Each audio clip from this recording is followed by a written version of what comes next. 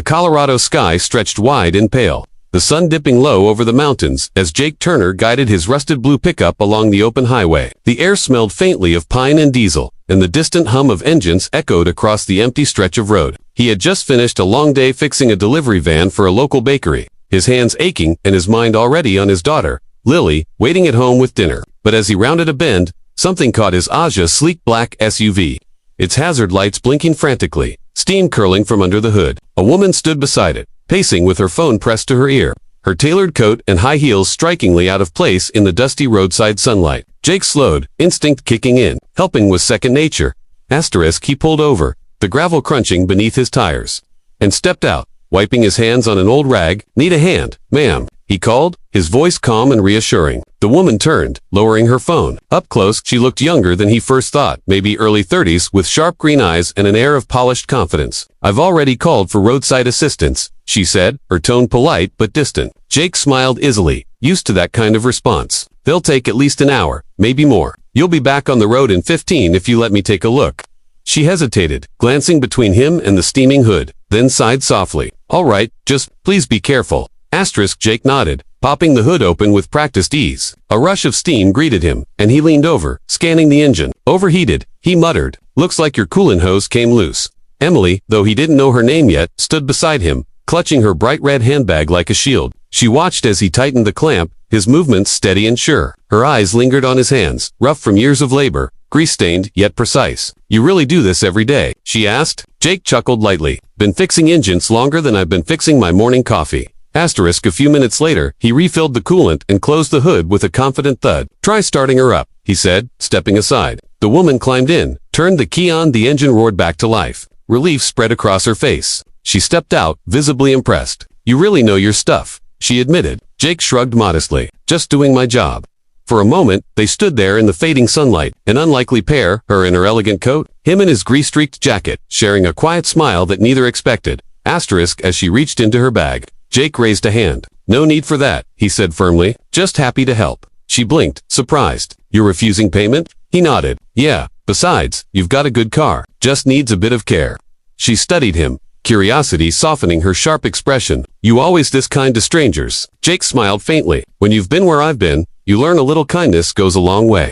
For the first time, she smiled genuinely. "Thank you. I'm Emily." He nodded, extending a hand. "Jake Turner, glad to help, Emily." The wind picked up, carrying the faint scent of rain, as she tucked a strand of hair behind her ear. "Well, Jake Turner, maybe I owe you a coffee sometime," she said playfully. He grinned. "I'll hold you to that." She laughed softly, then climbed back into her car. As her SUV disappeared down the highway, Jake stood by his truck for a moment, watching the dust settle. He couldn't explain why her smile lingered in his mind, or why he suddenly felt like his quiet life had just shifted. Driving home, Jake thought about Lily, her messy ponytail, and the way she always greeted him at the door with a hug. He imagined telling her about the woman with the broken-down car, how she'd gone from annoyed to grateful in the span of 15 minutes. "See, kiddo," he'd tell her, "sometimes people just need someone who doesn't give up on them." He smiled at the thought, unaware that the woman he'd just helped was one of the most powerful executives in Denver, CEO, who rarely needed help from anyone. Meanwhile, Emily drove through the city lights, her mind far from her destination. Something about that man stuck with her, not his looks, though he had a rugged charm, but his sincerity. No one in her corporate world ever refused payment or smiled without agenda. She'd built her success on control, on never needing anyone. Yet here she was, thinking about a stranger who'd fixed her car without asking for a thing. It unsettled her in a way she couldn't quite name. That night, Jake tucked Lily into bed, her small voice muffled against his chest as she whispered, "You smell like engines again, Daddy." He laughed softly. "That's the smell of hard work, sweetheart." When she fell asleep, he sat by the window, the rain finally starting outside. He didn't know that his act of kindness was the first thread in a story about to change both their lives forever. Somewhere across town, Emily stared at her reflection in the glass walls of her office, the rain streaking down behind her. "Jake Turner," she murmured under her breath. For the first time in years, she smiled without knowing why. Neither of them realized that fate wasn't done, yet it was only just beginning to bring their worlds together.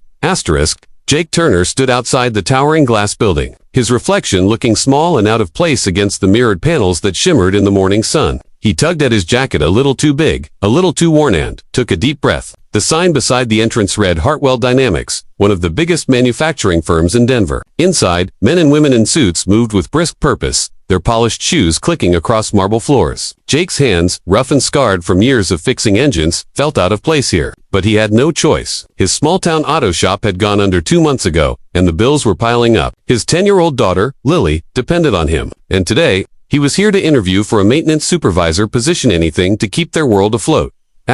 He stepped inside. Greeted by the soft hum of conversation and the faint scent of coffee, the receptionist smiled politely when he gave his name, then asked him to wait. Jake sat down, glancing around the sleek lobby with its chrome accents and framed photos of factory floors. It was a different world, one where grease stains and calloused hands didn't belong. He rubbed his palms together nervously, thinking of Lily's drawing tucked inside his paqueta. Stick figure of him fixing a car, with "Best Dad Ever" written in pink crayon. That memory steadied him.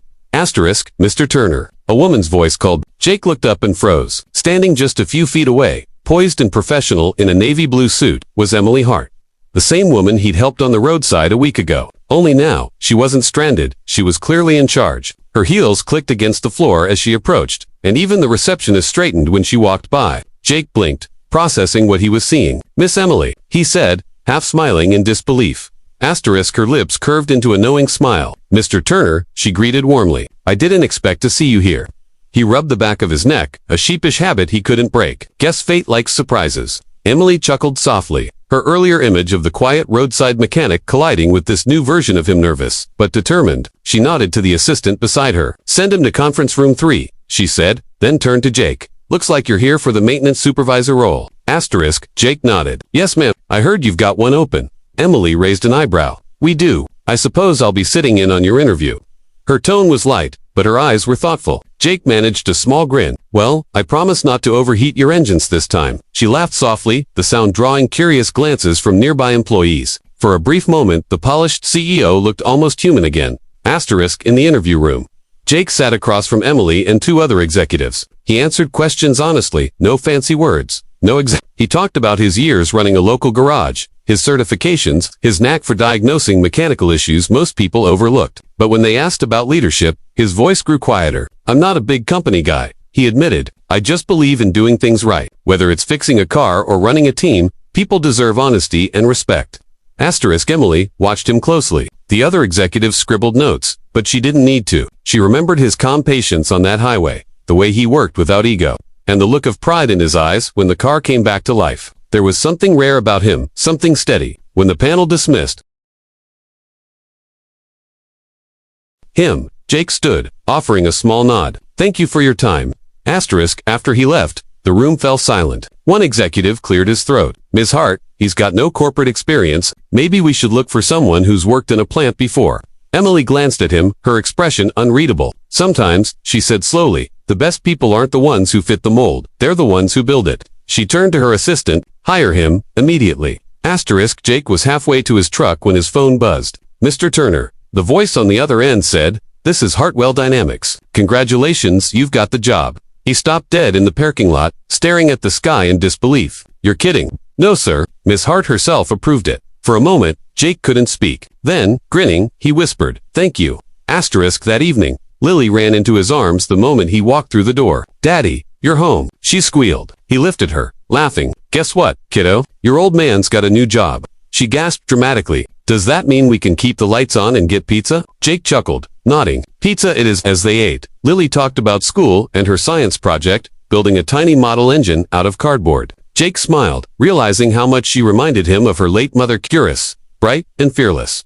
Across town, Emily sat in her office, the city lights glittering behind her. She replayed the interview in her mind the way Jake had spoken with humility, his eyes steady, his words grounded in sincerity. She'd met countless men who bragged about innovation, but few who understood integrity. There was something deeply human about him, something she couldn't quite shake. Maybe it was the way he'd refused payment that day on the road. Maybe it was how he'd looked at her, not as a CEO, but as a person. As she leaned back in her chair, she smiled faintly. "Jake Turner," she murmured, "what are you doing to my head?" For the first time in months, she felt something shift in unfamiliar warmth that had nothing to do with success or status. It was respect, maybe even admiration. Meanwhile, Jake sat on the porch, Lily asleep in his arms. The night air cool and quiet. He stared at the stars and thought of Emily, how her polished smile had softened when she laughed. How out of place she'd looked standing by that broken-down SUV. He never imagined their paths would cross again.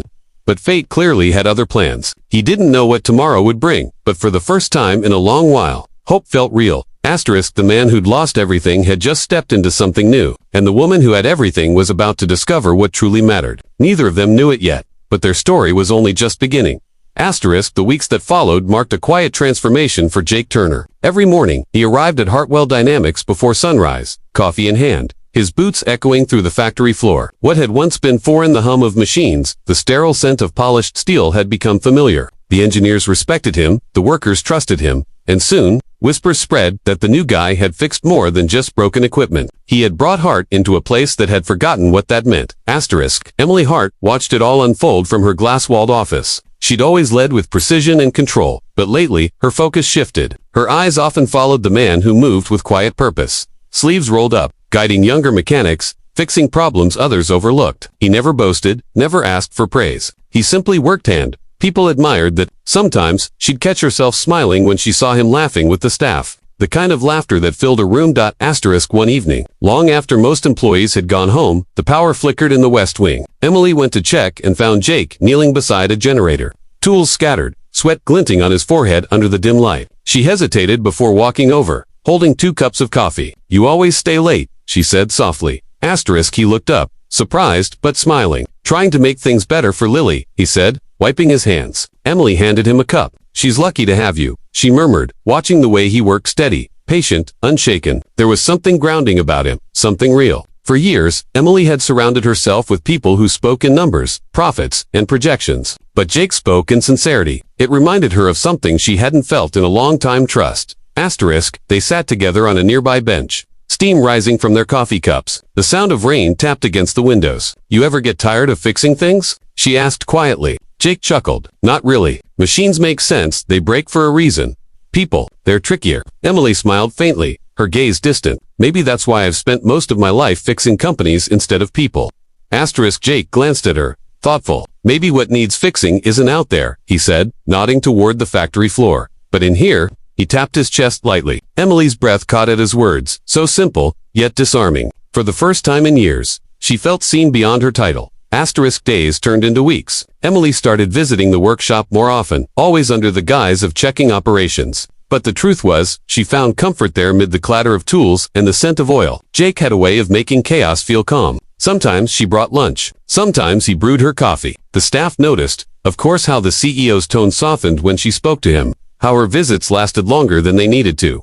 Asterisk, one rainy evening, they left the building together. Thunder rolled overhead, the city lights blurring through the storm. Jake opened his umbrella, shielding her from the downpour. "You don't have to walk me to my car," she said, smiling. "Wouldn't feel right not to," he replied. They stood there for a moment, the sound of rain filling the silence. Then, Emily turned to him, her voice gentle but firm. "You helped me once without knowing who I was. Maybe it's my turn to help you and your daughter." Asterisk, Jake looked at her, surprised. "You already have," he said quietly. His eyes held gratitude. Not just for the job, but for something deeper: dignity, purpose, belonging. Emily's lips parted, as if she wanted to say more, but she didn't need to. The look between them said enough. Asterisk, a few weeks later, Emily invited Jake and Lily to the company's holiday gala. Jake tried to refuse, insisting they didn't belong at such a fancy event. But Emily wouldn't take no for an answer. When they arrived, Lily in a simple blue dress, and Jake in his only suit, the crowd turned to look, but not with judgment. With admiration, the CEO herself greeted them at the door, her smile warm and genuine. "You both clean up pretty well," she teased. Jake chuckled. "Don't get used to it." Boz. Asterisks, throughout the evening, Lily charmed everyone, proudly telling people that her dad could fix anything. Emily watched them from across the room, her chest tightening with an emotion she hadn't not the fleeting kind built on attraction, but the kind rooted in respect and shared strength. Asterisk, as the night ended, she approached Jake on the balcony, city lights shimmering below. "You've changed this place," she said softly. "You've changed me." Jake shook his head. "Nah, you just started seeing what was always there." Their eyes met to worlds colliding, yet perfectly aligned. Asterisk, months later, their stories spread across social media. Single dad helps a stranger on the road, later finds out she's the CEO who changed his life. Photos of Jake and Emily attending community events together began to circulate, but behind every headline was something deeper: a partnership built not on wealth or power, but on understanding. Asterisk, Jake and Emily never announced anything official, but those who knew them saw the truth in the way she looked at him, and in how he spoke about her. On weekends, she'd visit his modest home, help Lily with homework, and laugh at Jake's terrible cooking. For Emily, those moments meant more than any corporate success ever could. Asterisk one evening. As the three of them sat watching a movie, Lily looked up sleepily and said, "Dad, Miss Emily smiles more when she's here." Emily laughed softly, brushing Lily's hair back. "That's because your dad makes everyone smile, sweetheart."